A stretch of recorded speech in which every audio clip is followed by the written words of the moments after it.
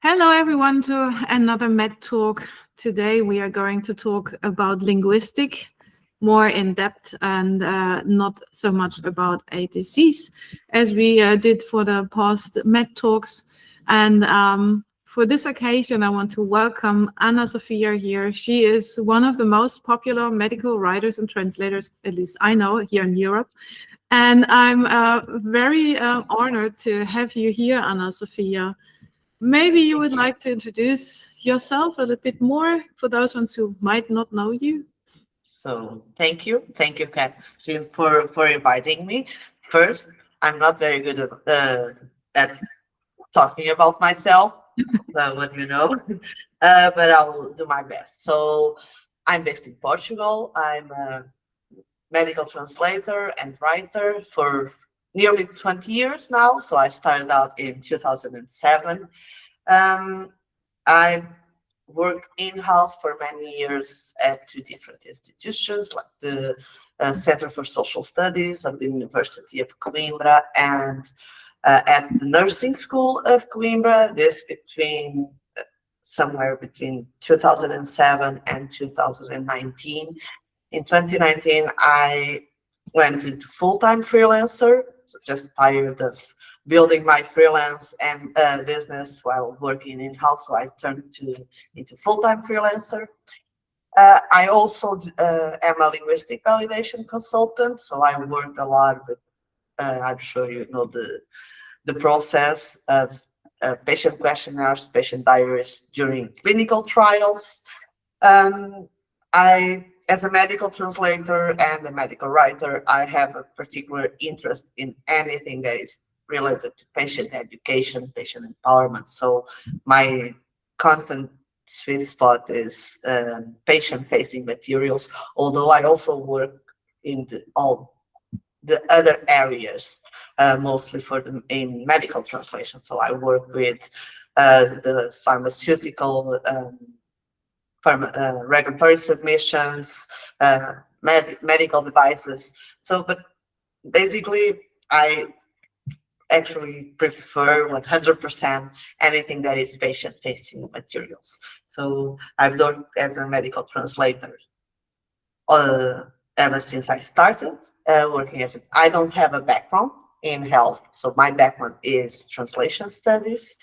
And in 2020, I added medical writing to my services. I also do a lot of training and mentoring for colleagues, not only in medical translation, but in medical communication in general, because I do think that medical translation, and that's why this episode is very special to me, because I've always said that medical translation is medical writing in another language. So I think wonderful. Yeah, I think we align a lot. I love the term medical communication. Is as a translator, you are empowered to speak in more than even one language, whereas many medical writers who have English as their first language only work in English. And I think we kind of share the same skill set, right? We have the same goal, and we can even write in more languages. I would say I can do medical writing for patient also, patient-facing material in English and German quite as well. Like, of course, you have the reviewers and stuff, but yeah, so I think if you're a medical translator, you have the perfect base and skill set for also shifting into medical writing. And one thing I want to mention at that point, and I want to thank you, I'm very honored that you are also one of my How to Speak Cancer family members as the reviewer of the European Portuguese version. And I'm very much looking forward to this. So thank you also for taking part in this. I'm the reviewer, and I see Annabella here. She is the translator. And so thank you, Catherine and Annabella, because Annabella took the initiative and is taking the lead in the translation process. So it's an honor, really, and a privilege. Yeah, Annabella has been extremely engaged, and is still very engaged, also finding publishers. So I'm really grateful for that too, because that is also a part of medical communication, isn't it? For me, at least, everything belongs together. Talking to a publisher or to clients about medical language goes way further than just having a document, translating it from one into another language. There is so much more to do and so much more to explore. Maybe you could tell us some of the content ideas you're thinking about when you think about medical writing. Most of them I'm talking to, they think about regulatory writing, but for me, this is just one part of the cake, right? What else would you say? What could we write? Just get an idea. If you think about it, the landscape of medical writing and the medical translation, they are very similar. So if you think about all the documents that we as translation professionals translate, they have to be written by someone, right?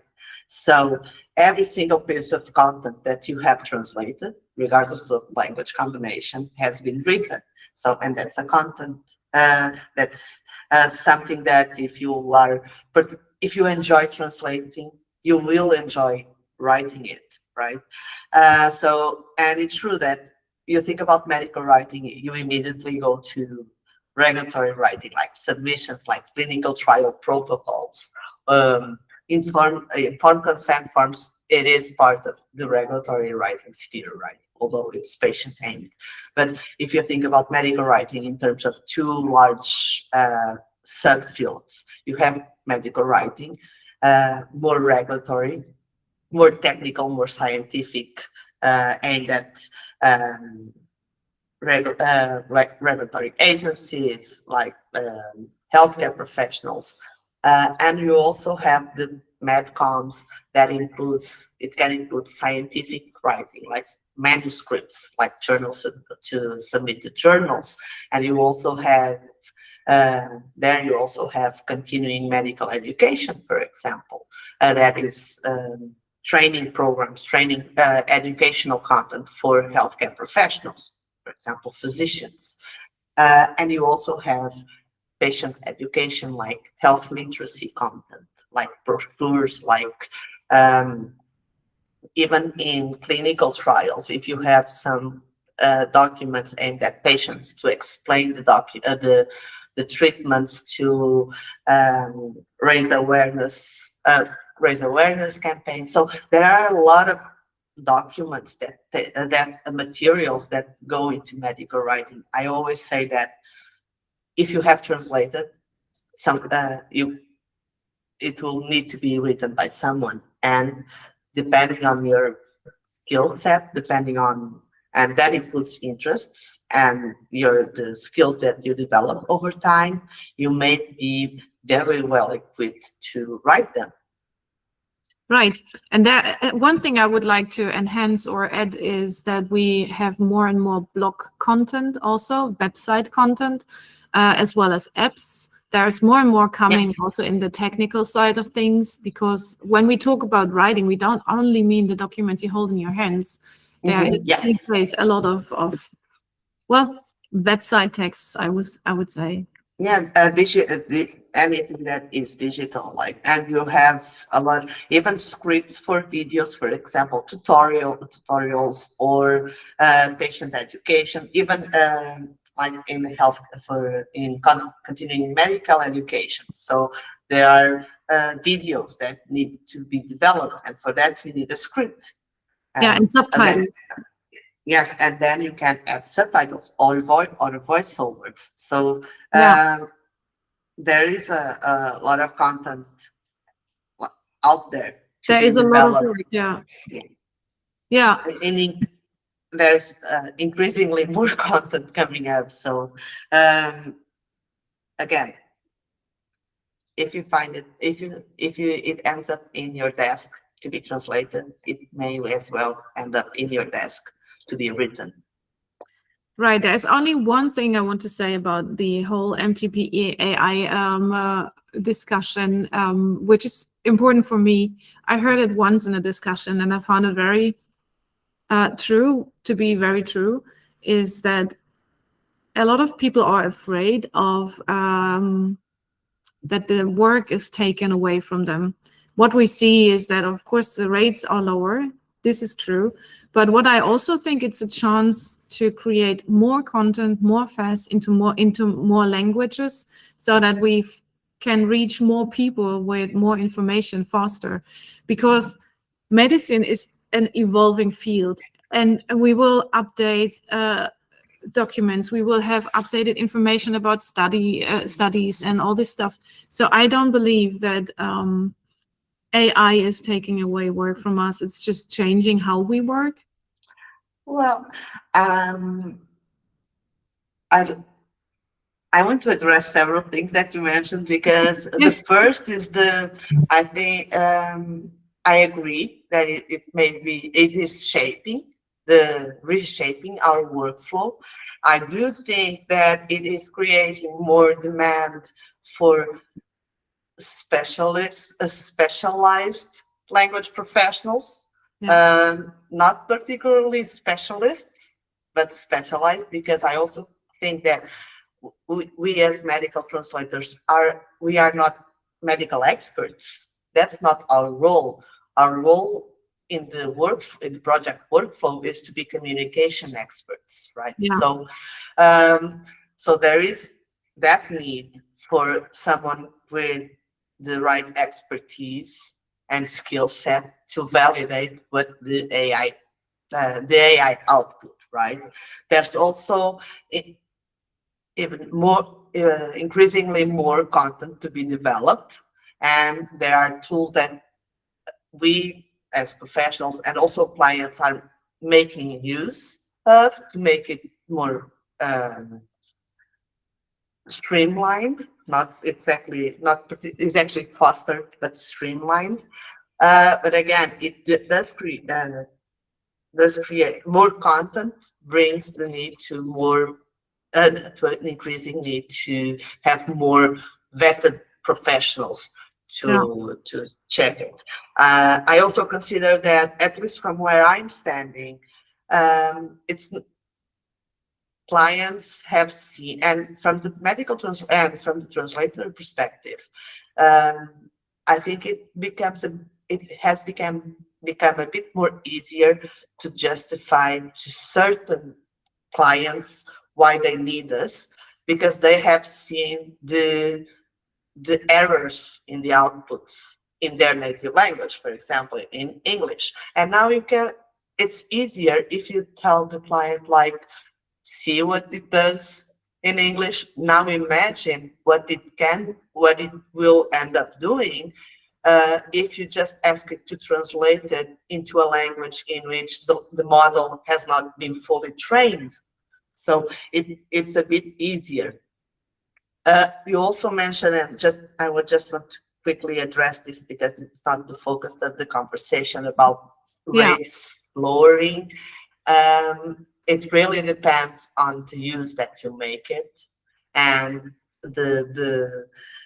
because many professionals that have the sense that it lowered the rates, it's just because they haven't done the exercise to evaluate their hourly rate. For example, how much content can you put out there in an hour in comparison to the past?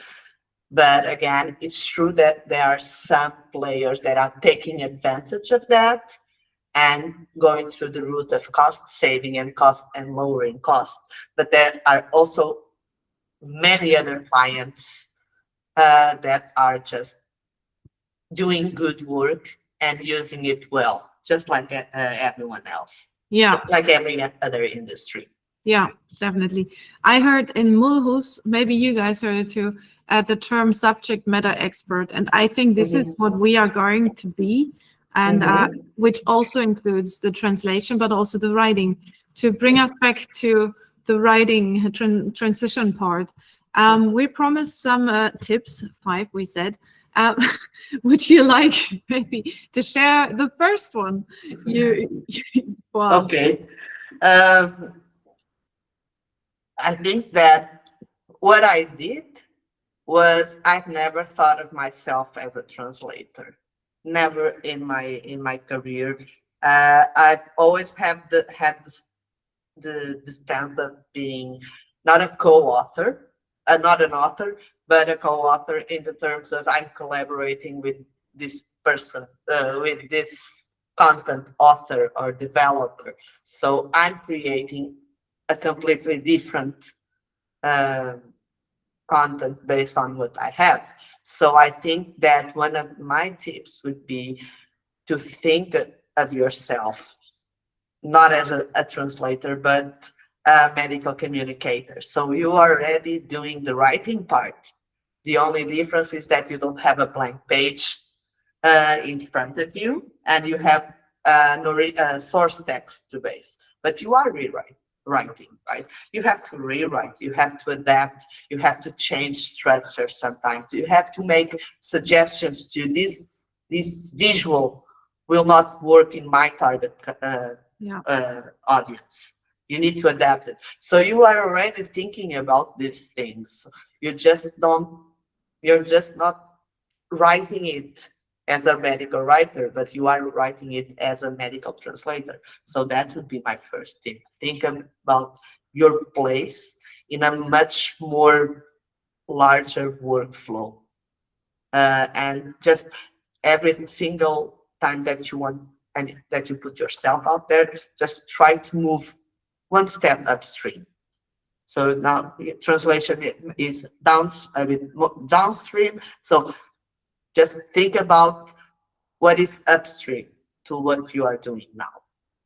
Yeah, and especially these days, I think, at least what I heard from conversations with colleagues is that you can't and you shouldn't only be the translator in the big game. There is so much more to that. And it makes it more interesting, at least for me. I like to have different things going on. And, when you say upstream, I'm thinking about, the writers, but also the graphic designers, and also you have to think about colors and how colors work and metaphors work. And we talked about idioms and all this. For me, it's nice to have the change between the translating part and the writing part, because you have your own voice a bit more into creating something, right? Yeah, I think that in my case, it has never, so it is easier to say that it was a transition into medical writing, but because it's the easiest way to refer to this process we go through, right? A transition from medical translator to medical writer. But truthfully, it wasn't a transition. It's like it complements. We complement each other. Yeah, maybe it's also like you can think of it like a shift, like a mind shift thing. You are already doing it. Now do it in English as well, or do it even in your target language. There will be Hungarian or Portuguese or German writers needed too. It's not always in English, And I also think that we need to think about our native, and I've already mentioned this in several other opportunities, is that we need to think about our native language as a niche in itself. I think we're always thinking about niching down and going really targeted. And it's true that we need to be as specialized as possible as our market allows. So we need to make that analysis. But most of all, even and this applies whether you're talking about medical translation or medical writing, is that we need to treat our native language as our niche, because there is content being developed not only in English, but also in all other languages. So, and you need to think about, okay, maybe, and sometimes that content is translated from master versions, for example, but sometimes they need so much work to adapt to the regulatory reality of that country, to the cultural beliefs, to the health system, the healthcare system. You need to do so many adaptations that you end rewriting. So why not take a more proactive stance when you talk about to translation clients? And this works particularly better, of course, with the end clients, direct clients rather than agencies, is that take a more proactive stance and say, maybe we should not treat it as a translation, but as a content developed in my native language.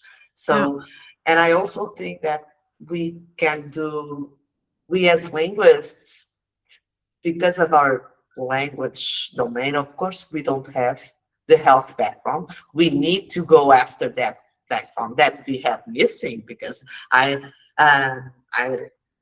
do not have the same level of knowledge, of scientific knowledge, that someone who studied medicine or pharmacy. Of course, I didn't spend 10 years studying it, but I did go after that particular set of skills, of that particular set of knowledge in other education settings, right?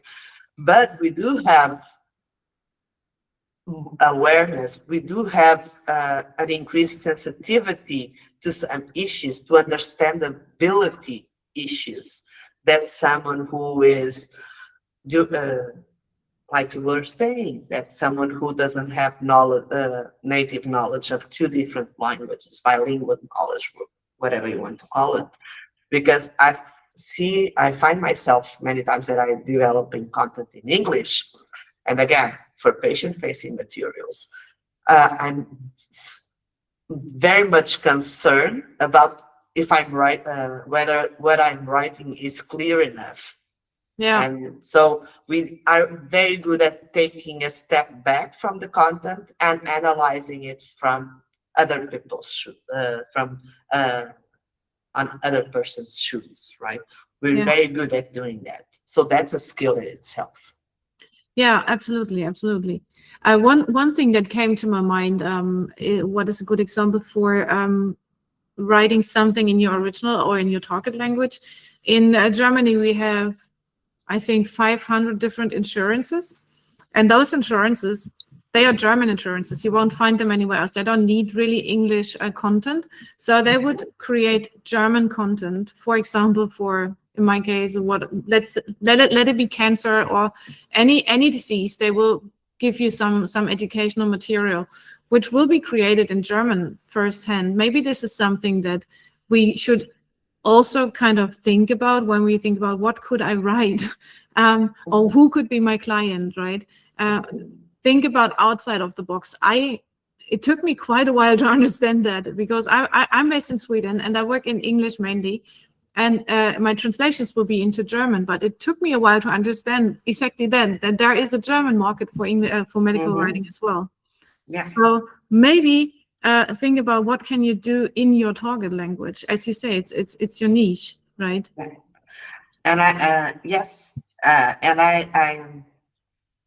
I think that kind of work is increasingly on demand, and clients are unsure of who to look for, right? Yeah. So it's an industry that they are used to working with medical writing teams or freelance medical writers. So and they end up searching for a professional able to develop content in other languages in the circles that they are used to, right?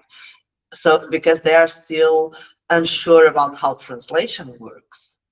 And I have several clients like that started that reached out to me looking for a medical writer to develop several contents in Portuguese, and contacted me through my medical writing persona, my medical writing business.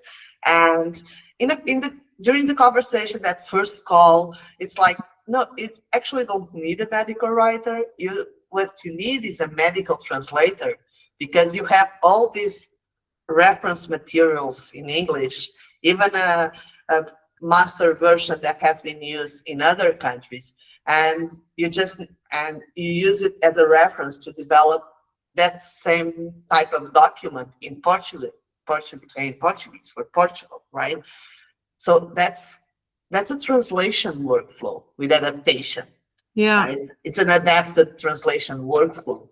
And I think that it works well for everyone, because at the same time that the master version, the client's master versions are being used and taken as reference, as they should, but and they end up with a completely targeted material. And if they don't, and if they go to a different kind of provider, for example, and ask for a translation, they end up with a translation. Yeah. But is it kind of well translated? Is it targeted? Probably not. And I also have many clients that happen that face that. So I think the problem is how we position yourself, how you change. You mentioned the mindset, and how you need to stop your thinking about yourself as a translator. You're a language professional. And language professional includes not only translating, but writing, as a medical communication specialist, expert, provider, whatever. But changing, and it's not stepping away from translation, because sometimes people think, oh, if I transition to, again, medical writing or scientific illustration, if you have, because that's part of the medical writing. So if I'm adding that, I'm stepping away from the translation. I'm not longer a translator. And there's also kind of the issues that come with it, just saying that I've left the industry. No, you just reconfigured. Yeah, you just add something onto you complement. Yeah. You just put a name to something that you've been doing for the past X, Y, Z years. Yeah. So you just have another service to offer additional to your medical translation. I think that complements each other really well. And even if you like to talk, and if you're not shy in front of a camera, you can also offer podcasts or videos. Like YouTube is getting more and more interesting for clients as well, because people listen and watch more YouTube than they read, actually. So this could also be something. As you said, there need to be scripts written for that, and then you could even go into voiceover for your language or whatever. There are so many things to do in medical communication, right? Yeah.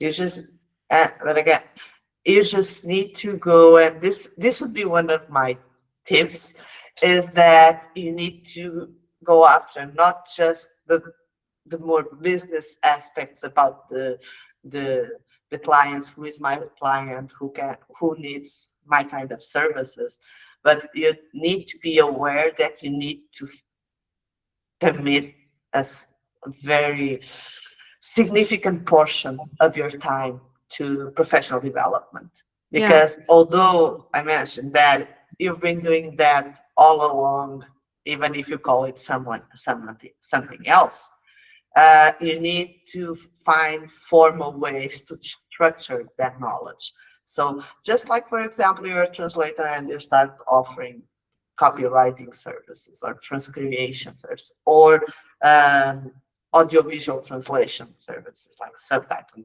you will look for additional training on those aspects, right? So, and you need to, as soon as you identify your interest, what sub-area of content development interests you, you need to go after continuing professional development initiatives to do that. Not only you will feel safer and more sure of yourself, because you have a formal and structured way of validating what you've been doing, that so you feel more secure of all the services you're offering, but also you give clients that assurance that you're just not adding the service because you felt like it, or you're diversifying your service portfolio.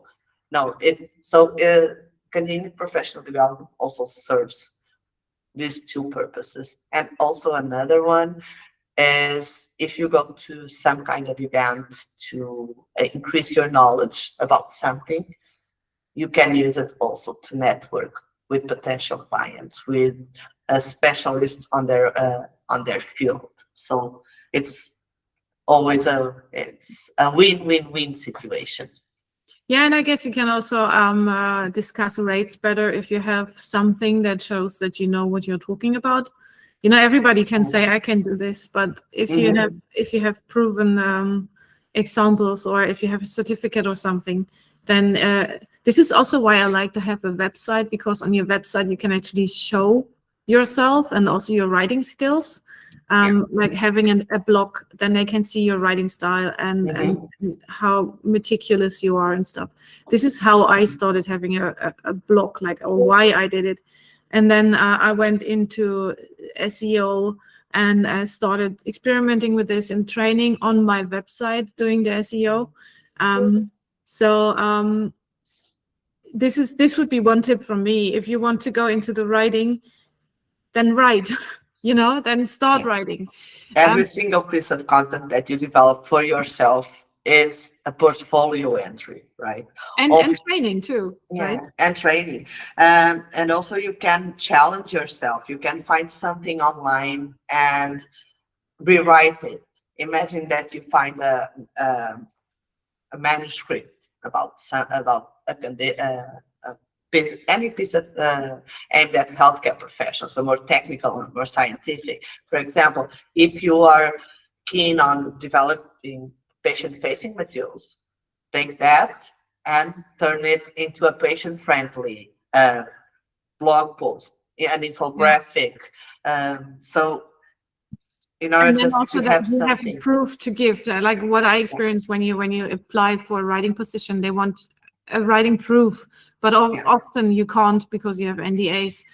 But if you get, for example, you ask ChatGPT to create something that is obviously not good, then you can show how you rewrote it to make it nice, to make it good, and then you have this way you can build your portfolio, which is not under any NDA. So also, apart from these strategies to develop a portfolio, I always say that look at everything you've worked so far and describe your process, because even if you don't have, if you have in your project, you have confidentiality issues. So if you search for things online or use artificial intelligence to help you develop some sort of portfolio, clients working with freelancers also want to know how they work, how they think, how they make sure that the outcome is something that interests that client. So think about everything that you've done so far, even if it's translation related, not writing, of course, and build a case study. Describe your process. Describe what did your approach to that particular project, how you solve the issues. And I'm not talking about terminology issues, about the adaptation parts, and what was the end result for the client. So it's not the translation. The client. That's very interesting. Yeah. So has the client been able to have the submission approval, the EMA submission approval? That's the end result for the client, not having the summary, the SMPC translated into 20 languages. The end result for the client is to have approval. So we also need to think about, again, and I go back, and I'm always going back to that, think about what your work allows your clients, even if they are not the direct clients, what has your work allowed them to achieve? That's a very good point. That's a very good point of view also, to think, what am I actually doing? Whom am I actually helping with this? Yeah, right. Exactly. And also to find the right tone you're writing in. Yeah, wonderful. How many tips did we give now? Did we hit the 4, 5, 6? I don't know. I'm not keeping count. So that's your job, not mine. Yeah, that's true. I think we are at 4 now with yours. But it doesn't really matter. I mean, you have a lot of tips to give. You also talk a lot about business, right? You teach your mentees how to pull up a business and to get clients. Let's assume we have the portfolio and we have the education, we did the courses, now we call ourselves a medical writer, and we have a few pieces to show. What would you think, what would be the best approach to actually get the hands-on? The hands-on and the work itself, not the hands-on in terms of practice, I assume. Well, I assumed we practiced already. Yeah. Yeah. So now we have all the things we need. We have training, we have portfolio, we feel secure ourselves. How do we get the work? Continue doing what, again, just let me think about how because I don't want to give say what everyone says, and which is true, is that it's not easy. Just like in translation, it's not easy. Otherwise, we just send 2 emails to 2 people and they give me work. So the clients actually don't know they are looking for you. You need to show the clients that why you are the right person to do that. But I understand that it's not how do I get work, but it is because every single time I'm a firm believer of not some content marketing, but I understand that it takes time. I do think that we need to set the expectations right from the start. So you've done all that. You've developed your skills, you're trained, you're practiced, you feel confident. But of course, you need to realize that it will not happen in 1 month time, right? It will not happen in 2 months time. So you build your online presence. Through LinkedIn, for example, you establish connections on LinkedIn. You share relevant content. You comment. You are always, you find a way to be on the back of the mind of your potential clients. But again, it would be easier if I could tell you just send a cold email pitch to 10 clients and that those 10 clients will give you work. That's not how that's not how it works. But if you combine, for example, a website, a blog post, a blog with your LinkedIn presence, if you go to events where those clients are, you stop being the outsider in the conversations. I think that what you need to get work to get clients in this industry, I think you need to stop being the outsider. So go to events, talk to people. And when I say go to events and talk to people, it's not just going to the coffee break and start having business cards. No, you just you go there with the genuine interest of connecting with that person, with those people. And in 1 month, 2 months, 3 months, or even a year, if you are consistent with these efforts, those people will remember, oh, I remember that Maria, John, talked to me at the event. I'll send them a message. You can also target directly some agencies that do some medical communication agencies. You can, and again, looking for the language as our very own niche. There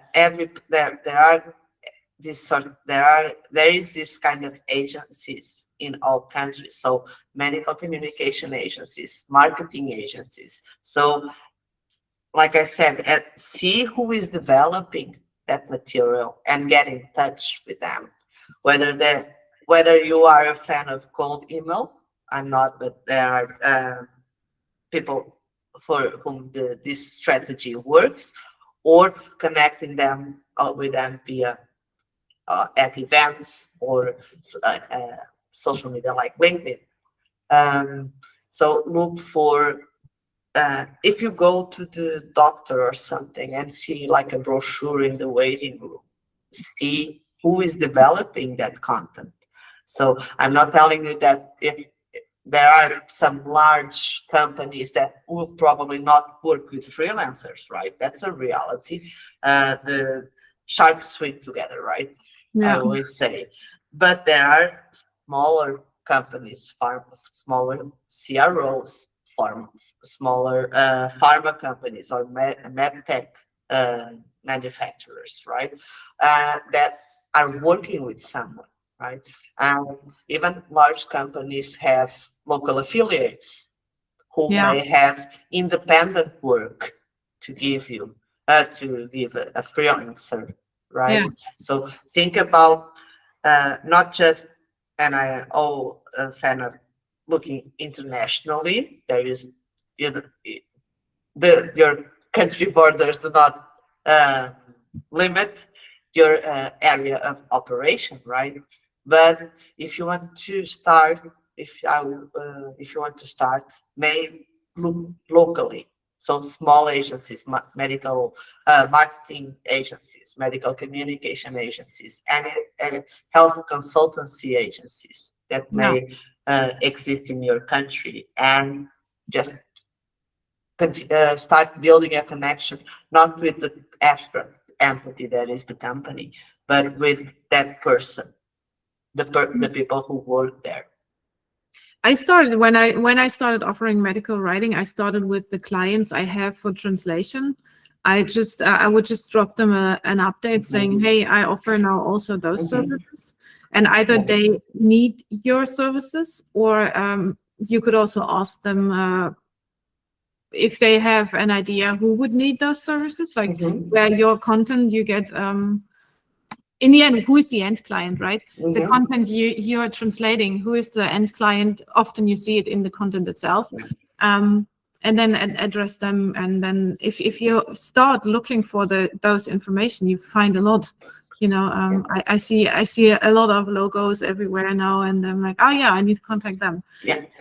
Yeah, but contacting people, the client, your existing translation clients. If you have, I think that it works. Although some language service providers, as in translation agencies, are already specialized translation agencies are already offering medical writing services to their clients. So that's an option. You can reach out to the translation agency and say, if you're interested, I also offer this. That approach works better, I think, with any end clients or direct clients you are already working with them. Because probably you've been doing it really depends on the type of projects you work with those clients. Because in my case, for my end clients, they know that I'm providing them already a medical writing / translation. Yeah, you're just calling it otherwise. But yes, going through your direct and clients roster, it's also a very good tip. Yeah, there are a lot of ways of finding clients. You just need to get started somewhere, I guess. Getting some ideas, and then you will see them. You will see your clients. Yeah, that's actually how I started. So when I started offering also medical writing services, it was because of the pandemic of COVID that my clients were kind of desperate. Some of my clients were we just need this in Portuguese, and we don't have anything related to in English we don't have any piece of content to be translated, but we need this information in Portuguese, SAP, and okay, I can try it. I tried it, I liked it, and I continue doing it. So yes, that can happen. Oh, but I don't recommend getting another pandemic. So No, so that's no, not that doesn't count as a tip. no. Just an idea. Is there anything else you would like to share before we open the Q&A? I think we've covered many Quite some topics. ground, right? I'm just open to any questions. I think that's Well, also guys, then it's interesting. up to you, everyone who has Yeah. questions or comments or other ideas, anyone who is already in the writing. It's The on stage you. is yours. No pressure. No? Yeah, we did cover a lot of ground. I Right. hope so. Yeah. Well, And I do really think maybe when you think about transitioning into medical writing, that when you approach someone, also start thinking about yourself as a subject matter expert. For example, I was in January, or no, it was December. I was in Uppsala, which is like 2 hours from here. There was an event from a little CRO, and I just talked to a guy, and this guy seemed to have really interesting company Mm-hmm. where they kind of rent out nurses into, like, study nurses. They go home to other people and do all the assessments, and I really thought the idea of it was amazing. So we got into talk, and then we talked about the cancer book and his wife having had cancer, and then we just said goodbye. And now since then, he contacted me twice, and the last one was that he asked me if I would be willing to do like co-project management with him for a project that happens in Germany, because in Germany it's not very usual that people speak English fluently. Mm-hmm. And they just need someone who speaks the language, who can kind of mediate between all the parts in the industry. So I introduced myself to him as a translator and writer, but this is what comes out of it, So keep your mind open to all kinds of opportunities, I would say. It's not just black or white. There's a lot of different stuff you can do out there. And stay curious. Andrea wrote, "This is exactly the way I ended up in medical translation, being asked to do so by a client. If it didn't happen, do you think you would have gotten involved, considering that it was a not conscious decision?" So did you actually plan that? The adding medical writing, I think that if it didn't happen, I think so. I think by that time I was even if I was at the moment that I had no idea I was actually transitioning into medical writing, but I was already a member of EMWA, because I was, again, remember that I turned full-time freelancer in 2019. So it was kind of, and since I already had the vision of what I do as the co-authoring, the collective development of materials when I'm a translator, I think that the transition would happen eventually, even if I didn't end up being asked to develop the content itself.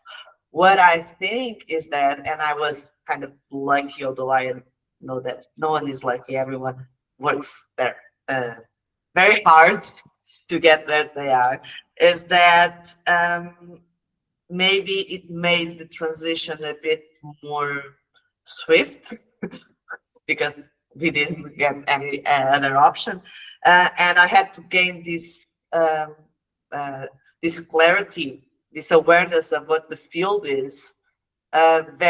So I didn't allow myself to. I'm not ready. I didn't allow my imposter syndrome to kick in, right? And that's one of the major barriers to everyone. It's the fear that we have, the imposter syndrome, saying you're not ready yet. you still need to do this. So I didn't get that. I didn't give it that opportunity because I didn't have the luxury to wait. So but I do think that it would happen. So imagine that if you are hesitant to explore this field and see if it works, because it may not work, but if it does, it may be rewarding, or it may work and you find that not for me. So, but it's just go over the self-doubt. And so I didn't Yeah. get that opportunity, but I think that it would have happened.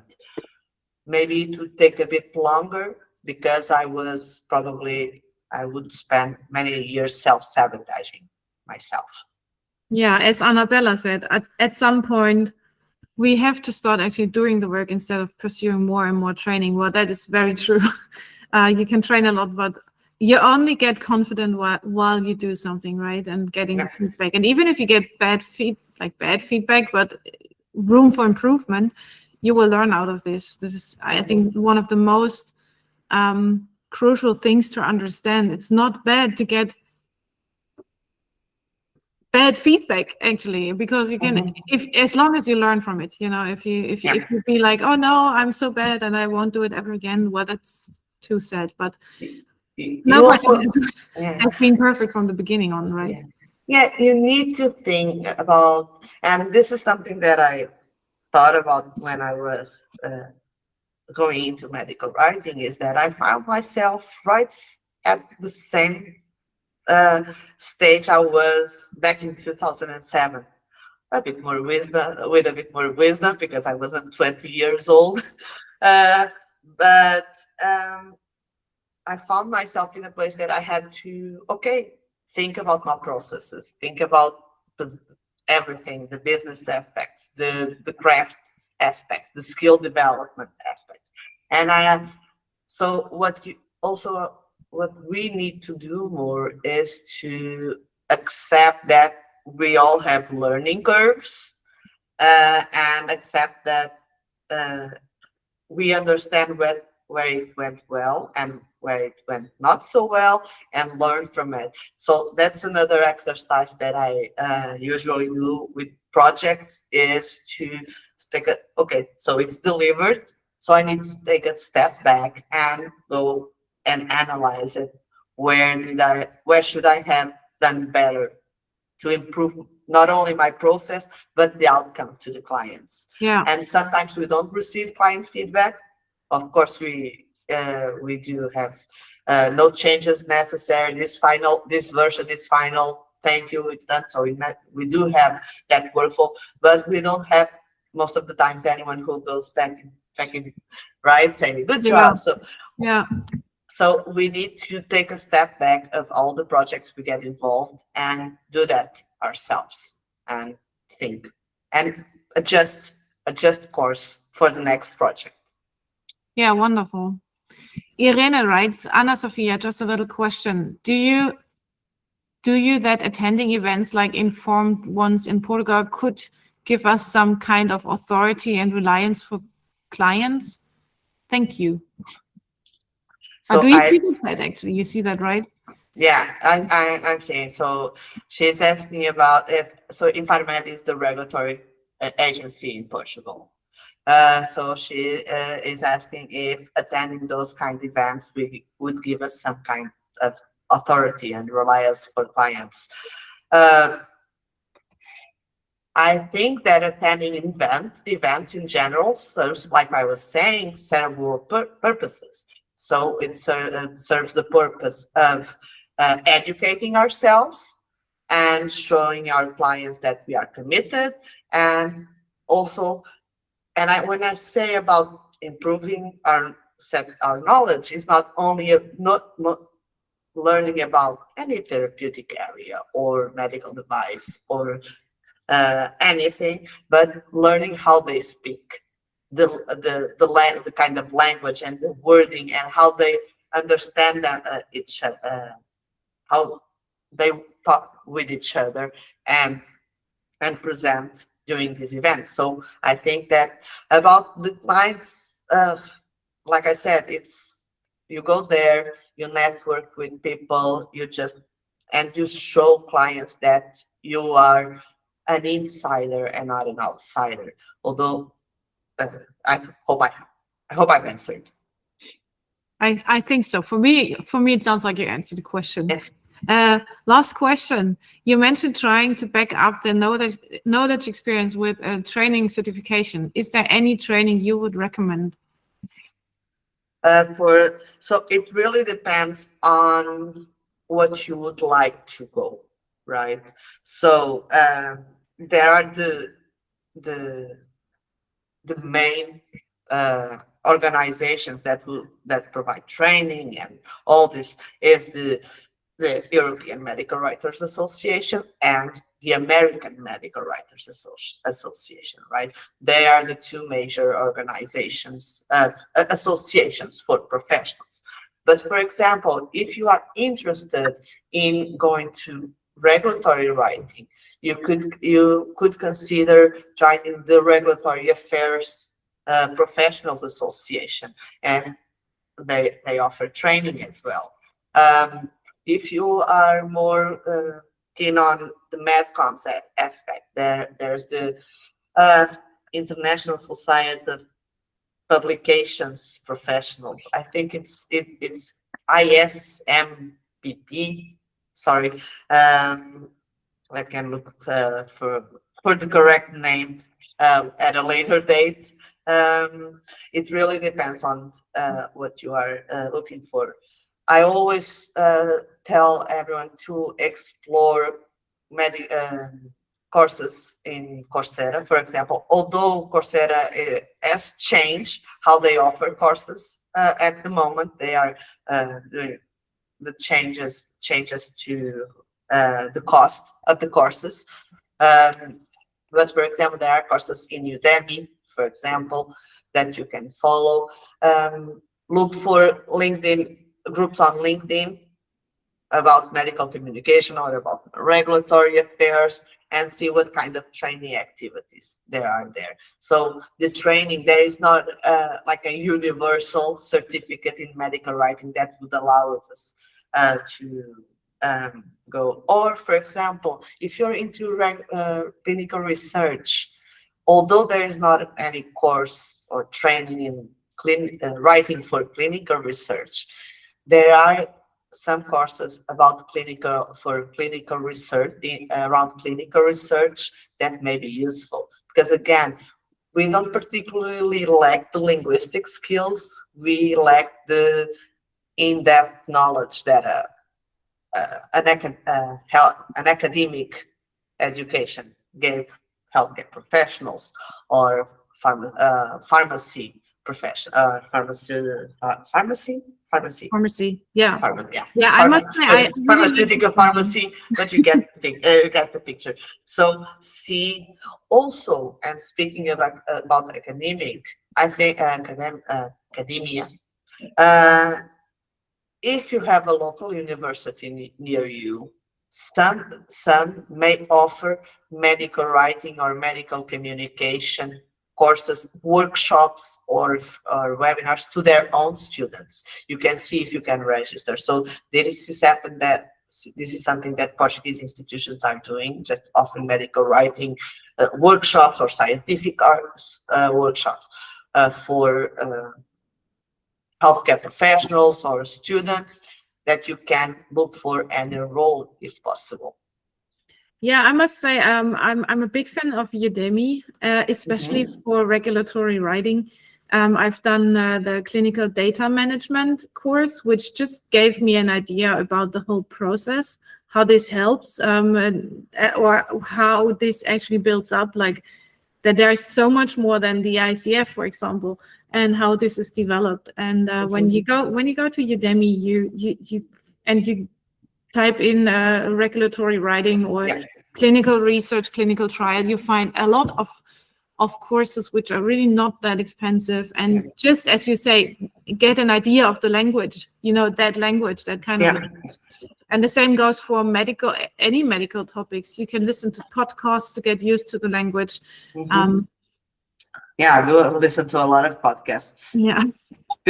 People tell me that I need to listen to more podcasts, not network-related podcasts, but all I do is listen to work-related podcasts. So I do love podcasts. I do love YouTube videos. They are very informative. Also, of course, you need to be careful about, again, like you're searching for a term, you need to search for, check if that source is reliable. You need to do the same with that content that you are consuming, and that applies to everything. So because everyone can create a course, everyone can create a YouTube channel, everyone can create a podcast. Again, you need to be so go ask for recommendations, ask someone that you know if you recommend this podcast, this YouTube creator. I know a really good podcast about medical language. You can like start listening to MedTalks. Yes, for example, this is vetted. This is 100% reliable. All thumbs up. But we have a lot of patients talking there, so you will actually catch the patient language as well. Thank you, Ana Sofia, for this incredible fast-running MedTalk. An hour has been nothing, really.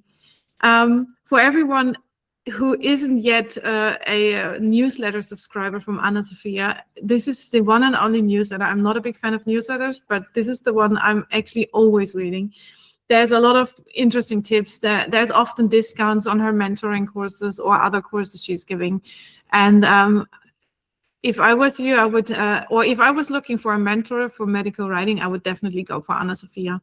So everyone who is listening live or in the recording, I will share the link under this post about this MedTalk to Ana Sofia's website, because you're one of the best ones I know.